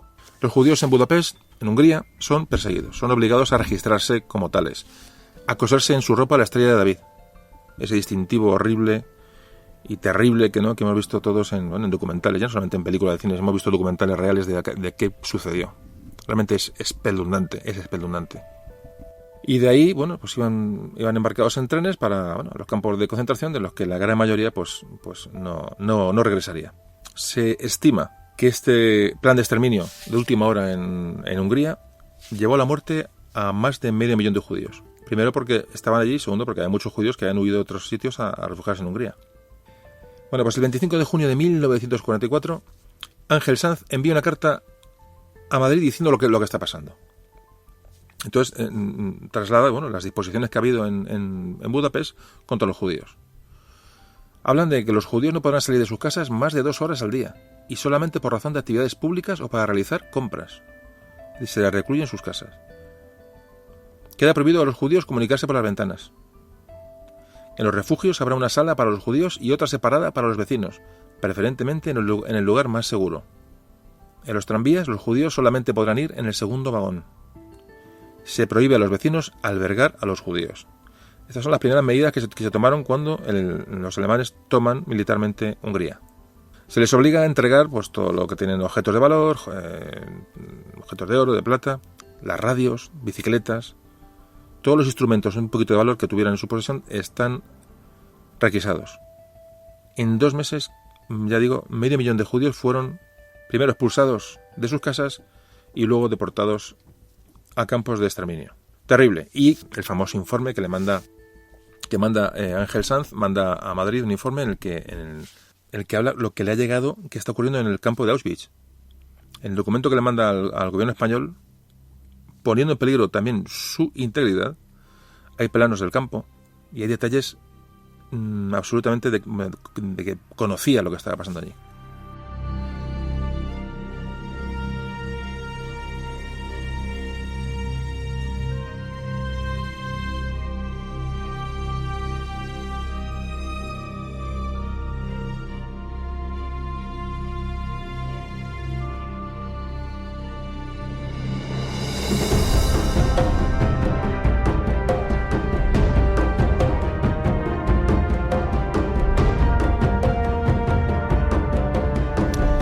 Ahí en este informe habla de las declaraciones de dos judíos eslovacos, en los que ellos narran lo que está ocurriendo. Entonces Sanz se lo traslada a Madrid para que se sepa. Estos 2 judíos eslovacos que logran huir del campo de concentración son los que cuentan lo que está pasando allí. Cuentan, dice, de los vagones bajan 45.000 judíos llegados de Salónica, demacrados y hambrientos. Unos 10.000 son seleccionados para los campos de trabajo y al resto los envían directamente al crematorio. Los que se salvan, hacinados en barracones, no soportan las duras condiciones del lugar y al poco tiempo enferman de paludismo. Los guardias alemanes les recomiendan a los enfermos que vayan al hospital del campo de concentración, algo que los prisioneros más antiguos desaconsejan. Pues porque enfermo que llegaba a la enfermería se le ponía una inyección letal y era sacado cadáver en una carretilla, pero automáticamente. Esto lo cuentan estos 2 eslovacos, que es un informe que le llega a Sandbridge y que remite a Madrid. Y todo esto lo conocemos, ya sabemos lo que pasó, lo que hacían, hay muchos testimonios, incluso de gente que sobrevivió y tal, pero estamos hablando de que estas noticias llegan a Madrid. Es decir, esto que estoy contando es lo que llega a Madrid, porque Sandbridge toma nota de una carta que escribieron estos 2 hombres que lograron escapar y empieza desesperadamente a mandar noticias fuera para que se sepa lo que está ocurriendo allí, ¿no? Claro, son detalles del campo de exterminio más grande que tuvo Alemania, la Alemania nazi. Se estima que más o menos pudieron morir allí unos 2 millones de personas. Bueno, pues esto queda reflejado en este informe que estos dos jóvenes eslovacos que escapan de allí, pues lo logran expandir. Entonces ya digo, le llega a Sandbridge y es lo que él cuenta, lo que manda por valija hasta Madrid. Una vez que llega a Madrid este informe, no recibe ninguna respuesta Sandbridge del gobierno español. En este informe que manda Madrid Sandbridge, dice él ya de su cosecha, dice: en los vagones de camino a los campos de concentración no solo van hombres, sino también van mujeres, niños y ancianos. Dice, es difícil de creer que vayan a trabajar. Todo esto lo comunica Madrid para que le autoricen a repatriar más judíos a Madrid. Él está pidiendo que haya un movimiento diplomático porque él tiene en la mano salvar gente. Y se los están quitando las manos y los están asesinando. Es decir, él quiere salvar gente, pero entonces dice lo que está pasando para que desde Madrid le den una vía de escape, ¿no? Una vía de escape, una solución. Realmente debe ser muy, muy, muy desesperante. Pone mucho énfasis Ángel Sanz en que lo que dice es veraz. Es decir, no está exagerado. Él pone mucho énfasis en dar una información veraz para que se sepa lo que está pasando. Es decir, nada exagerado. Esto lo remarca mucho. Es decir, que no se está inventando nada. Que esta gente lo que han hablado es una información que él considera absolutamente real. Meses antes de que Sandbridge empezara ya a notificar a Madrid, al gobierno de Franco, lo que estaba pasando, lo que él estaba viendo, ya había habido, un año antes, ya había habido una denuncia de la comunidad internacional Alemania denunciando esta matanza sistemática de judíos. Es decir, ya se conocía el holocausto, ya era un término que circulaba prácticamente por todos los países occidentales, se sabía lo que estaba pasando en Alemania. Bueno, pues no se sabe cómo, pero el informe de Ángel Sanz empieza a circular por los círculos de Budapest. Es decir, este informe trasciende. Fijaos el peligro de vida que tiene ya este hombre. Es decir, está ya denunciando un hecho en un país que está dominado por la policía alemana, por las SS alemanas, y fijaos la cuestión, ¿no? Un tema complicado. O sea, aquí demuestra, ya digo, no solamente la disposición de ayuda, que pienso que todos la tenemos, pero hay que tener ese punto de coraje, de valentía, ¿no? Para decir, bueno, arriesgo mi vida, pero tengo que intentar salvar a esta gente. Realmente es lo que hace grande a un hombre, ¿no? Ese punto de decisión, ¿no? De coraje en un momento determinado y jugarse lo que tiene por gente que no conoce y con la que no tiene ningún tipo de obligación. Aquí hay otra contradicción. Si tu embajador, si tu cónsul en Budapest te comunica que está habiendo matanzas, habiendo exterminios, te está denunciando un tema de un país aliado, lo suyo a lo mejor hubiera sido destituirlo, ¿no? Lo que algún historiador pone sobre la mesa. Pues no se le destituyó, se le dejó seguir haciendo, y es más, después de cuando acabó su periplo en Budapest, su estancia en Budapest, se le dieron embajadas y puestos diplomáticos importantes. Es decir, de alguna manera, mirando a otro lado, decir, bueno, tú haz lo que puedas, que yo no puedo hacer nada. Es un poquito lo que antes os comentaba. Es decir, muchas veces esa pasividad del gobierno español viene un poco dada por haz lo que puedas. Yo no te voy a corregir, ni te voy a destituir, tú haz lo que puedas, pero no me pidas ayuda porque no voy a mirar para dónde estás. Bueno, esa es un poquito un poco la esencia de este asunto. Hablaba de cuáles eran las condiciones que le habían llegado cómo se vivía en Auschwitz, de los prisioneros de Auschwitz. Hablaba del famoso cartel que había en la entrada del campo de concentración. Se ponía el trabajo será libres. Fijaos. Parece que los recién llegados al campo de concentración dice, una libre de margarina y una cucharada de mermelada, a lo que se acompañaba con un café o un té frío. Esto lo cuenta Sambriz en su informe. Dice, la sopa que se servía a mediodía estaba hecha con agua sucia y una remolacha, mientras que cuando caía la noche se repartían en teoría a cada persona 300 gramos de pan, aunque al final la cosa se solía quedar en la mitad. En el campo de concentración se abrió un instituto de higiene, en un bloque aislado de los otros. Se dividía en internos infectados y cirugía. En su interior se provocaban heridas de guerra para ver de qué forma curaban después. Se hacían estudios raciales con los esqueletos de los prisioneros y se trataban las enfermedades contagiosas.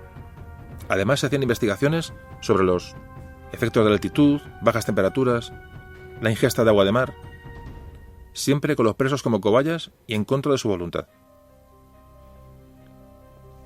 Esto lo cuenta Sanz en su informe. Hablan de que el primer crematorio en Auschwitz se inauguró en marzo del 43. Se inauguró con 8.000 judíos procedentes de Cracovia, que fueron gaseados e incinerados. Que había unidades de trabajo compuestas por judíos, encargados de colaborar con los propios alemanes, ¿no? A cambio de, como me decían, de unos meses de vida más. Eran los encargados de retirar los cadáveres, de limpiar las cámaras de gas. Esto era la vida en el campo de concentración.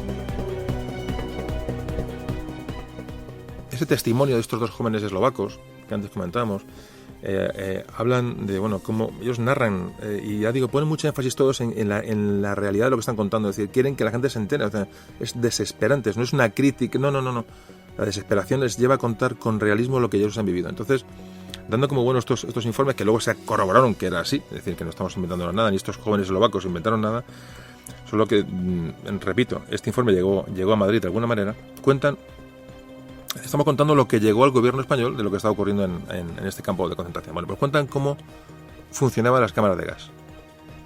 Dicen que su interior tiene un aspecto de un baño normal, sin ventanas, salvo por un ventilador situado en el techo. Las ejecuciones se organizaban de una manera industrial, casi mecánica.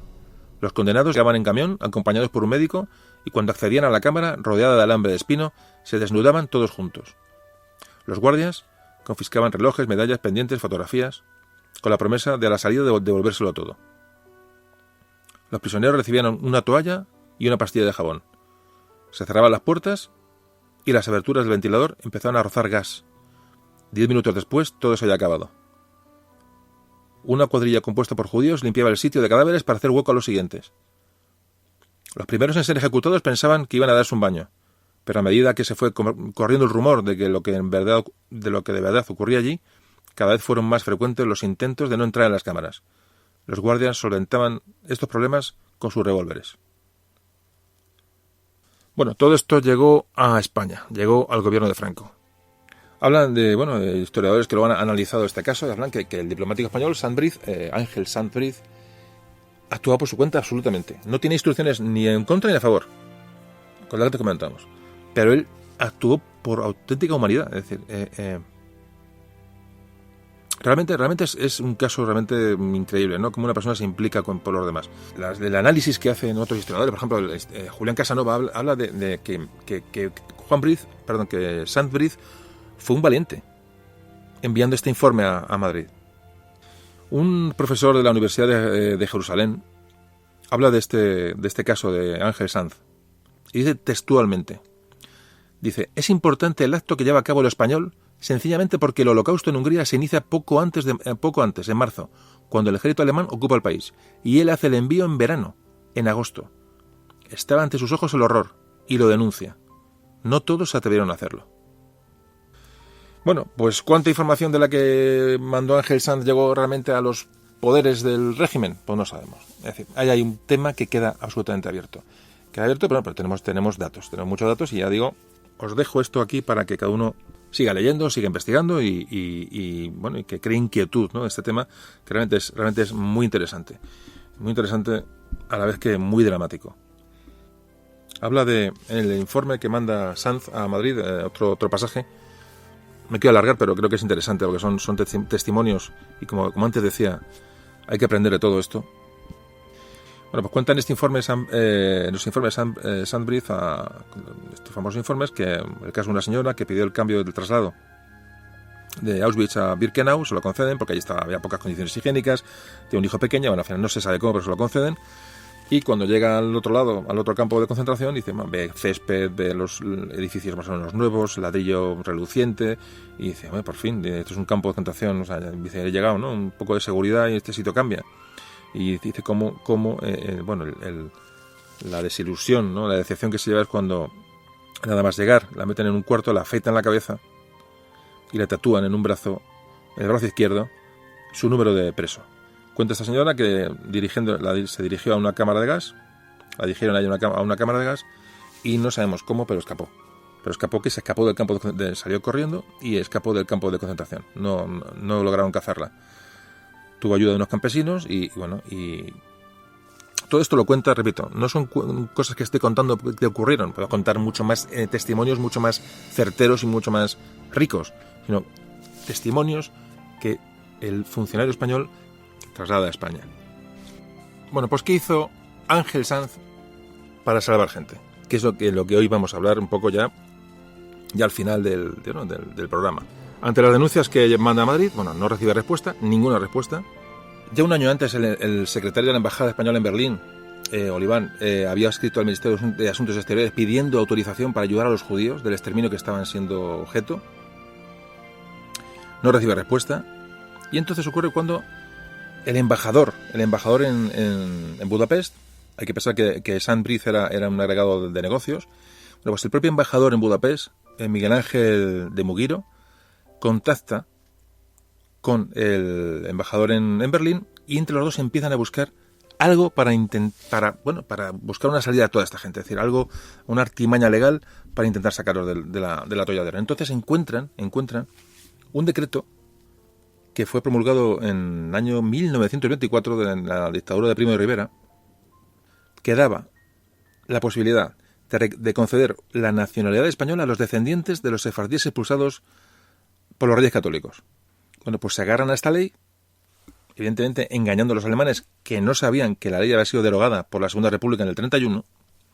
Bueno, pues con esta ley en la mano van a los alemanes y dicen, mira, esta ley es española, somos aliados, hay que ejecutarla. Bueno, pues con dos narices, porque me imagino lo que se están jugando, con una ley derogada y falsa, empiezan a montar toda la estratagema para sacar gente de allí.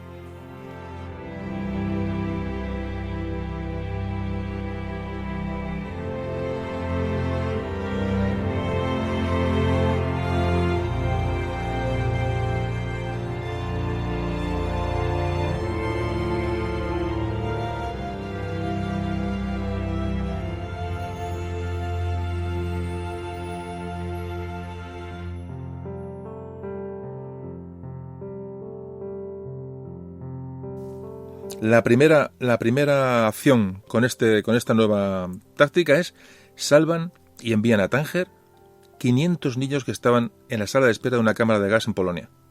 500 niños. ¿Qué pasó con los alemanes que ven aquello? Y dicen, vamos a ver, se huelen la tostada. De hecho, los alemanes, a pesar de que ellos toman como buena la ley, elevan una protesta. La policía alemana, el gobierno alemán, eleva una protesta ante el Ministerio de Asuntos Exteriores en Madrid, diciendo, bueno, ¿qué pasa? ¿Esto se van a llevar los judíos de aquí? O sea, si van 500 niños de golpe, ¿cómo es esto? O sea, ¿qué ley es esta? O sea, protestan por... Imaginaos la cuestión, es que es increíble. Bueno, pues esta gente logran salvar la primera atacada a 500 niños. Yo digo esto a los alemanes porque estaban encima. Estaban encima, de decir, no, sácalo, no, con una ley, venga, no. O sea, estaban vigilados por la policía alemana y estaban pendientes de ver qué movimientos en falso podían hacer los españoles para sacar allí gente y con qué artimañas se podían valer. Ante estas presiones alemanas, lo que hace el gobierno español es destituir al embajador en Budapest, a Mugiro. Y entonces es cuando toma el relevo Sandbrith en la embajada de Budapest. Se convierte en el responsable de la embajada en Budapest. Lo que no sabían los alemanes ni los húngaros pronazis, pues eso, que Ángel Sanz estaba absolutamente al día de todas estas medidas y era partícipe de ellas. Aquí aparece y se junta Sandbrith en ese momento con un italiano, con Giorgio Perlasca. Giorgio Perlasca, que había combatido en la Guerra Civil Española y se había puesto en la embajada en Budapest. Había que seguir haciendo lo que hacía el antiguo embajador, pero sin levantar sospechas, y había que planificarlo de una manera diferente para que no se les cogiera con las manos en la masa. Y entonces lo que hacen es que este Giorgio Perlasca lo que hace es simula una nacionalización española, es decir, para moverse con más libertad en la embajada, y entonces cambia el nombre de Giorgio por Jorge. Es decir, cambia a ser Jorge Perlasca. Y es contratado por la embajada. Es decir, las dos personas, tanto Sandbrith como Jorge o Giorgio Perlasca, son las dos personas que van a tomar van a tomar otra vez las maniobras de intento de salvamento de estas personas. Hay un personaje muy importante, porque Sandbrith colabora con el embajador sueco, Raoul Wallenberg. Raoul Wallenberg es un diplomático sueco que esta persona sí que realmente tuvo en su mano la salvación de muchísima gente. Fijaos que este embajador sueco realmente fue allí a eso y con el permiso del gobierno sueco. Es decir, pidió al gobierno sueco que le enviara allí para salvar judíos. Él iba allí a eso. ¿Sabéis cuántas personas se le atribuyen que salvó Raoul Wallenberg, este sueco, en Hungría? 40.000. 40.000 personas se estima que salvó Wallenberg en Hungría. Impresionante. Qué gente, ¿eh? Qué gente. Bueno, pues con este personaje entabló conversaciones Sandbrith, para crear una estrategia común, ¿no? También estuvo con ellos en este ajo, por decirlo de una manera coloquial, el nuncio apostólico de Roma en Hungría, Angelo Rota, y el otro personaje muy importante, el cónsul de Suiza, Karl Lutz. Es decir, había una serie de diplomáticos en este asunto que eran los que estaban tramando esta red y haciendo todo lo posible por sacar gente de allí. El cónsul suizo había creado unos salvoconductos que entre los judíos, fijaros, se llamaban certificado de vida. Bueno, pues en base a este certificado de vida que creó este cónsul suizo, fue el que se inspiró Sandbrith para hacerlo en la embajada española. ¿Qué hizo? Bueno, para empezar, mandó una carta al gobernador nazi en Budapest, Adolf Eichmann. Le mandó una carta, presentando sus respetos, su cortesía, en fin, tal, y lo que hace es darle dinero, le paga dinero para que le garantice el respeto, es decir, a los españoles en Budapest. las medidas de la policía, de las SS con los españoles, bueno, pues sean las que tienen que ser, es decir, que no se olviden de quiénes son. Bueno, pues esto le cuesta dinero y está tratagema con el gobernador nazi en Budapest. De momento para un poco aliviar sospechas y bueno, y un poco que le aleje un poco de su campo de actuación. Bueno, pues después, una vez hecho esto, realmente este soborno, por decirlo de una manera, ¿qué ocurría? Que los nazis desconocían el número de sefardíes que había en Budapest y en la zona, no lo sabían. Ellos sabían que había judíos españoles que los españoles respetaban, pero no sabían cuántos eran. Era un poco, la tapadera de los sefardíes es lo que utilizaron para organizar una salida masiva de judíos. Parece que admiten, ¿vale? Los nazis admiten a Sandbrith, después de mucha negociación, le otorgan 200 salvoconductos para judíos sefardíes. Esto es lo que logra, después de mucho trabajo y muchas argucias, logra que el gobernador de Budapest le asigne a los españoles 200 salvoconductos para sacar judíos de origen español, judíos sefardíes. Pero estos 200 visados los convirtió en más de 5.000. En más de 5.000. ¿Cómo lo hizo? Lo vemos enseguida.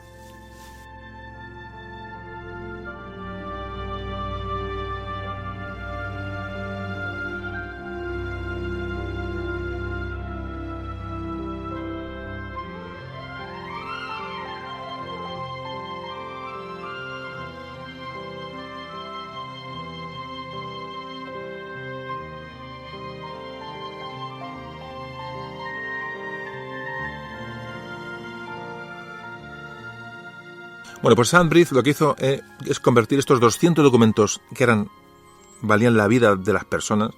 Imaginaos lo que es 200 documentos que son 200 vidas. Los convirtió en visados familiares.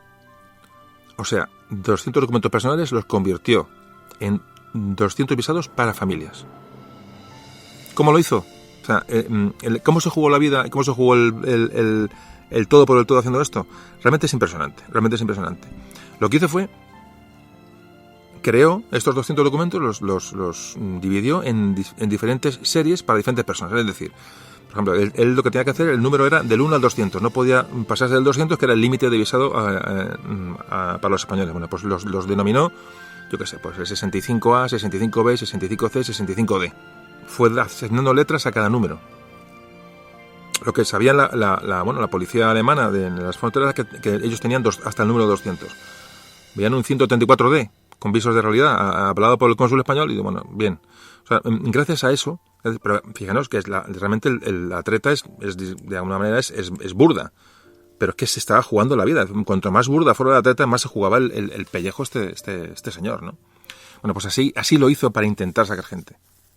Y además convirtió a cada visado en familiar, no era unipersonal, sino que era familiar. La única precaución era que no superaran el número 200. Por ejemplo, aquí hay un famoso ejemplo de salvoconducto que hicieron en Budapest, que decía textualmente lo siguiente.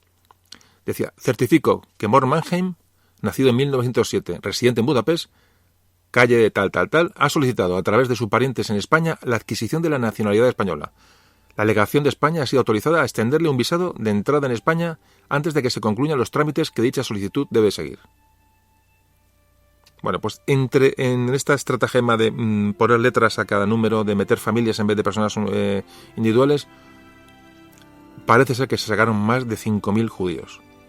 Muchos de ellos no tenían nada que ver, por supuesto, con españoles, evidentemente. ¿Y qué pasó? Claro, porque llegaban, claro, eso se corre la voz entre los judíos, es decir, oye, que en la embajada española la gente está saliendo. Bueno, pues la gente acudía allí, claro, imaginaos, iban a salvar la vida. ¡Qué desesperación! Familias enteras. Llegan y, oye, que aquí nos están sacando. Vale, pues, ¿qué hacía mientras, para tener a la gente poco controlada y quitarlos de la calle? O sea, que no estuvieran, pues si los cogían en la calle, evidentemente iban a ser deportados al campo de concentración. Esta gente huía, estaba escondida en casas, en sótanos, en casas de amigos, en graneros, en fábricas. Entonces llegaban por la noche a la embajada española a escondidas y pedían un salvoconducto de cómo podían salir de allí. Entonces Sandbrith lo que hizo con su propio dinero, alquiló casas cercanas a la embajada y les proporcionó alimentos y atención médica. Los tuvo escondidos en pisos de alguna manera protegidos por las leyes diplomáticas, es decir, eran edificios, se llamaban edificios extraterritoriales. De hecho, en estos pisos que alquiló con su propio dinero, puso carteles en la puerta en el que ponía Delegación Española, edificio extraterritorial.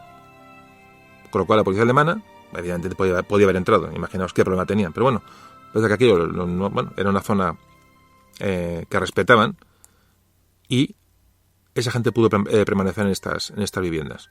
Hablan de que una familia entera se hospedaba en un cuarto de baño, a esperar a que Sandbridge consiguiera un transporte para esta gente y sacarles con otro visado falso, sacarles como pudiera hasta llegar a hacer llegar sobre todo hacia Suiza o a España, en fin, ponernos a salvo de aquella barbaridad.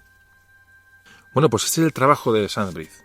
Impresionante, ¿verdad? Impresionante, sobre todo la valentía, ¿no? Decimos, ya no es la decisión, eso todos tenemos ese sentimiento de solidaridad y de ayuda al de al lado, sino si es la decisión y la valentía de jugarte la vida por alguien que no conoces y alguien que no tienes ningún tipo de obligación.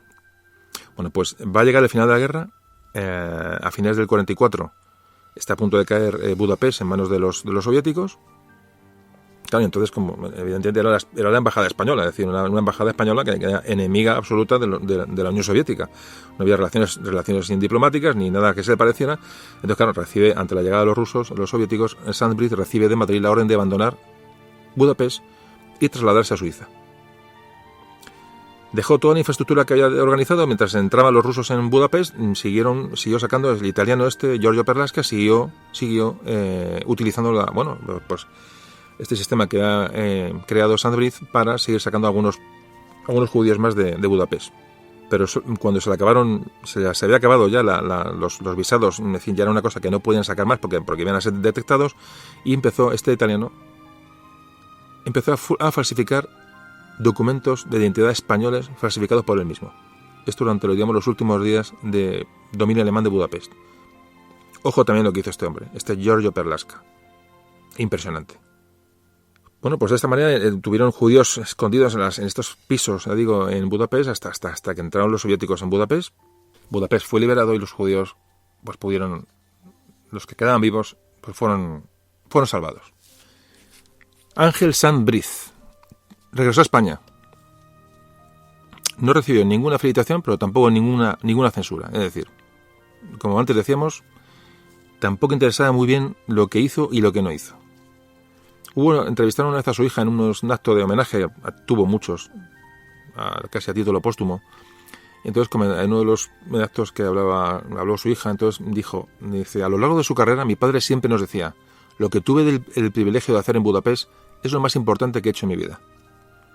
No hacía falta recompensas ni grandes alaracas. Entre 1946 y hasta que murió joven, murió con unos 70 años, ¿para recordar? Sí, unos 70 años. Bueno, pues estuvo en diferentes ubicaciones, estuvo como diplomático, estuvo en Lima, estuvo en Berna, estuvo en el Vaticano, estuvo en Bayona, en Guatemala, estuvo en Estados Unidos, San Francisco, Washington, Nueva York, estuvo en Perú, en Holanda, en Bélgica, estuvo en China. En China fue el primer embajador español en Pekín con Mao Zedong. Fijaos, sobre todo destinos de importancia. Y su último destino fue el Vaticano, en 1976. Fue embajador de España ante la Santa Sede. Y allí, durante ese trabajo en Roma, falleció en 1980. Pues murió, pero fijaos qué huella dejó Ángel Sandbridge. Qué huella. Los sefarditas, los propios judíos sefarditas, claro, que sean españoles, sean su nombre de pila, le pusieron, se llamaba Ángel, le pusieron el sobrenombre de el Ángel de Budapest. Todo relacionado con su nombre de pila. ¿Qué reconocimientos ha tenido Ángel Sanz después? Pues muchos reconocimientos, muchísimos. Por ejemplo, recibió el título del gobierno de Israel de Justo entre las Naciones. Ya digo, a título póstumo. Y se escribió su nombre en el memorial del Holocausto contra otras personas, otros héroes judíos. El nombre de Ángel Sanz está en el memorial del Holocausto en Israel, junto a nombres como el sueco Wallenberg, que dijimos que se salvó a más de 40.000, o el alemán Schindler, el famoso Schindler de la película.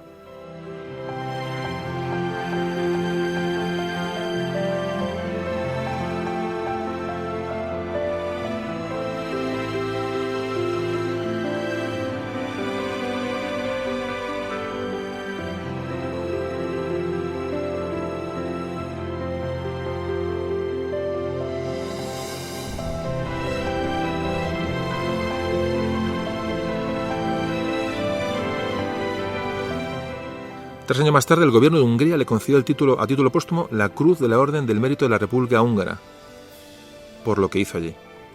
Años más tarde también el gobierno húngaro, en conmemoración del 50 aniversario del Holocausto de los judíos, colocó una placa en uno de los edificios en los que, si vieron estos edificios que dijimos que alquiló él con su propio dinero, pues colocó una placa haciendo referencia a esta acción de Ángel Sanz. En España, pues el Ayuntamiento de Madrid, pues ha puesto una en su casa, en la casa donde vivió, una placa. Parece ser que en Correos, el primer diplomático que apareció en un sello de Correos fue él. Aquí en España también se le reconoció con la Gran Cruz de la Orden del Mérito Civil. Fue nombrado comendador y caballero de la Orden de Isabel la Católica y se le concedió lo que te hablamos en el programa de Esquilache. Se le concedió, si os acordáis, la Gran Cruz de Carlos III. ¿Os acordáis que fue una orden que creó Carlos III, ¿no?, para premiar trabajo y no premiar sangre azul? Bueno, pues esta orden, esta cruz, la Gran Cruz de Carlos III, se le otorga a Ángel Sanz.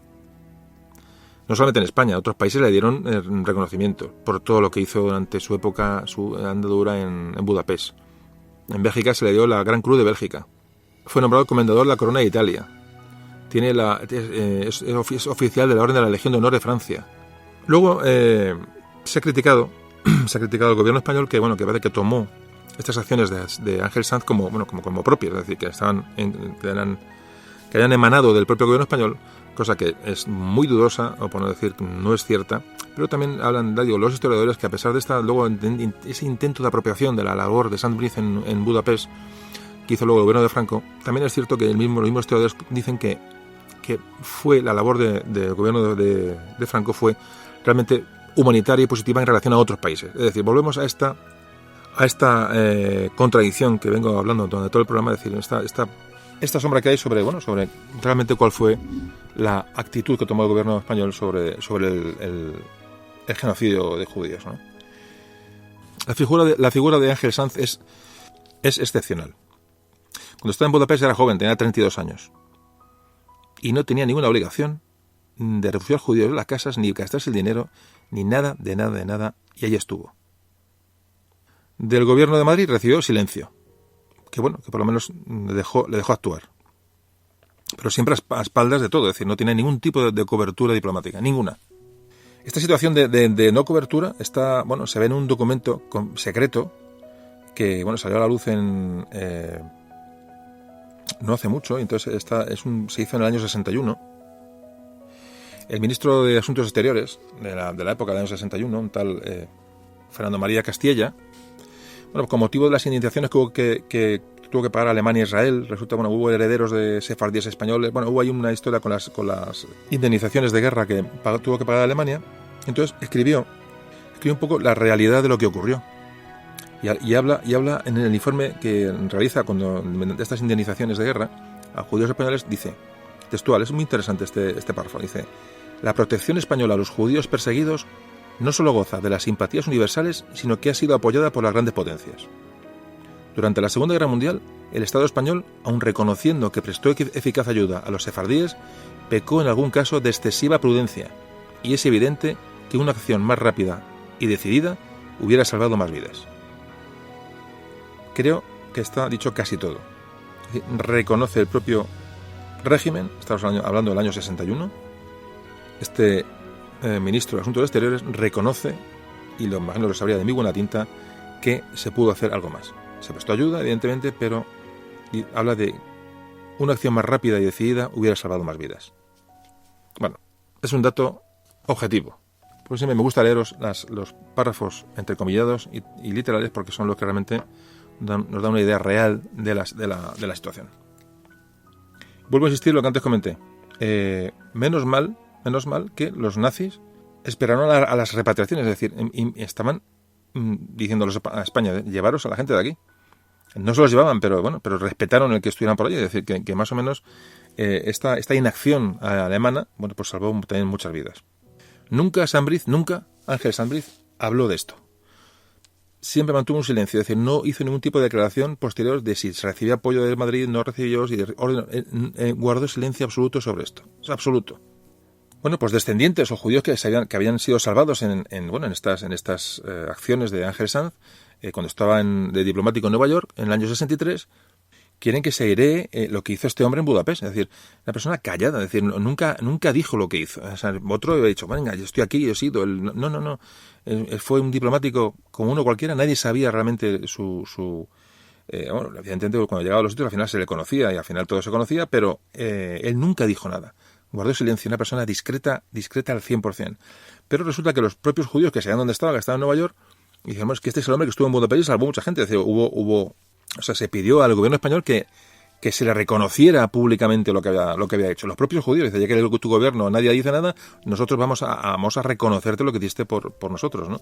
Entonces, le hizo un periodista israelí, le hizo una entrevista en Nueva York, le dio permiso al gobierno español para hacer esa entrevista. Entonces le pidió información, bueno, para escribir un libro sobre lo que ocurrió en Budapest. Entonces, el diplomático, cuando recibe esa petición de entrevista, solicita permiso al Ministerio de Asuntos Exteriores español para que le den permiso para hablar, evidentemente, no puede hablar como diplomático, necesita un permiso por encima, entonces se le da un permiso. Y fijaos lo que se le dice desde España al diplomático: que los datos que tiene que transmitir deben de hacer referencia a que su intervención fue por orden expresa y con conocimiento del gobierno español, debiendo en Sanz-Briz eludir todo protagonismo. Y esto fue lo que hizo Ángel Sanz-Briz ante el periodista israelí que le hizo una entrevista. Increíble. Realmente es increíble.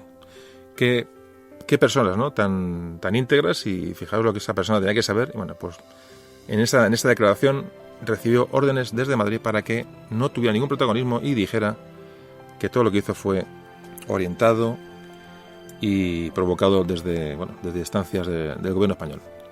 Todo esto ha salido a la luz, evidentemente, por eso estamos hablando hoy de él. Todo esto sale a la luz, entonces aún adquiere mucho más valor la persona. Mucho más valor la persona. Ella es valiente, es un héroe, es una persona decidida. Pero este silencio, bueno, esa profesionalidad, ¿no? Le hace aún mucho más grande. Bueno, pues terminamos ya.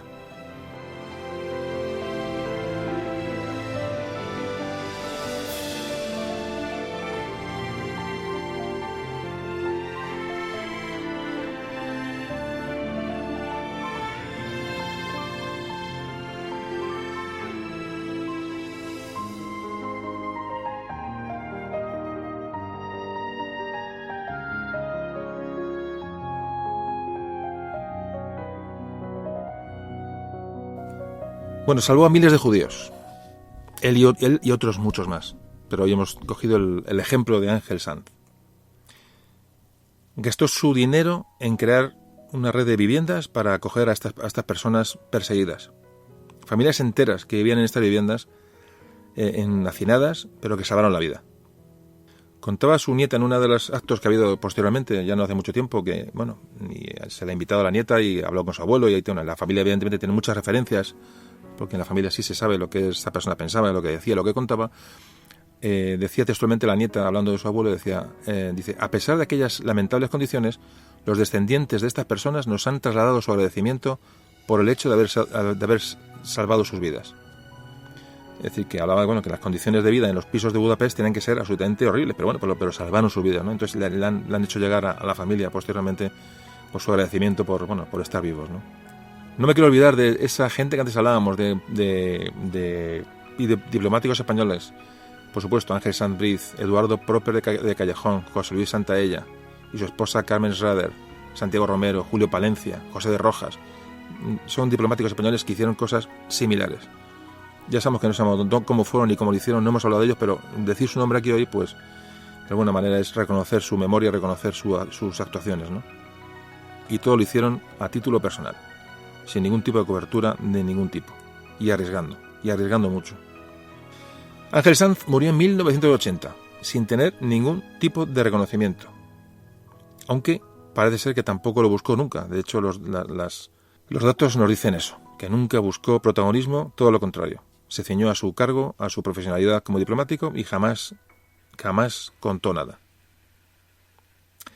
Hay un momento que antes comentamos en que Israel, un momento importante, que cuando Israel le otorga esa medalla de los justos entre las naciones, una distinción de mucho renombre en Israel, que también se le concedió a título póstumo. Es decir, él no fue reconocido en vida absolutamente nada, o muy poco. Pero fijaos, para mí el reconocimiento más bonito que de todo lo que he visto que se le ha hecho a Ángel Sanz es se plantó en su memoria un árbol en el Monte del Recuerdo de Jerusalén.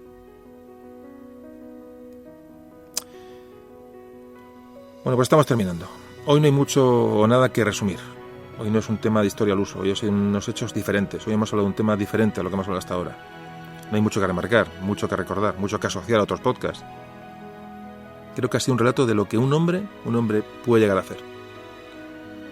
Fijaos, de todo lo que he leído sobre el asunto, lo que más me ha impactado, ni mucho además, cuando leyendo las andanzas de Ángel Sanz, lo que contó su nieta en uno de estos actos con el que fue invitada, ¿no? Y habló de su abuelo. Fijaos lo que contaba su nieta que le contaba a su abuelo. Dice: recorría aquellos trenes repletos de judíos diciendo: el que sepa una palabra en español lo bajo del tren. Dice: con un simple hola bastaba. Mi abuelo comunicaba a los nazis que esos eran españoles y los bajaba del tren a poquito que hablaran español.